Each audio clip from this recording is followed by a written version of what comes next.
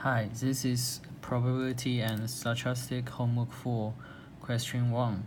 So in question 1, we're gonna ask find and draw of distribution function y and density and probability density function of y in terms of big capital F of x and small f of x.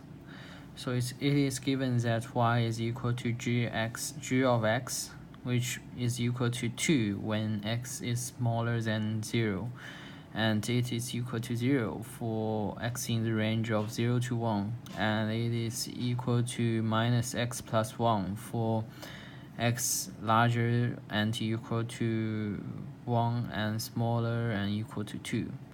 And y is equal to minus 1 for x is larger than 2. So based on this equation, we can draw this diagram. Y is equal to gx. And we can see that when x is less than 0, it is constant 2. And when x is in the range of 0 to 1, it is equal to 0, and all this. So based on this diagram, we can see that y is in the range of minus 1 to 2. So the distribution function of y is either equal to 0 when y is less than minus 1, or it is equal to 1 when y is larger than 2. So we can see that y has four periods. One is here, and another one is here. It is equal to 2, 0, and when x is equal to 1 to 2, it is between 0 to minus 1 and constant 1. So for y is equal to minus 1, the probability of y is equal to minus 1 is equal to the probability of x is larger than 2. So it is now becomes, because the probability of x less than 2 is big capital F x of 2, so it is 1 minus big capital F x of 2. So for y is equal to 0, the probability of y equal to 0 is equal to the probability of x in the range of 0 to 1. So it is equal to fx of 1 minus big F capital F of x 0. For y is equal to 2, we can get the probability of y equal to 2 is equal to the probability of x less than 0. So it is equal to big capital F of x of 0. And for the range of minus 1 to 0, for the range of minus 1 to 0, y is equal to minus x plus 1. So x can be rewritten as x is equal to 1 minus y. So the density function of y is equal to the density function of x divided by the derivative of g of x.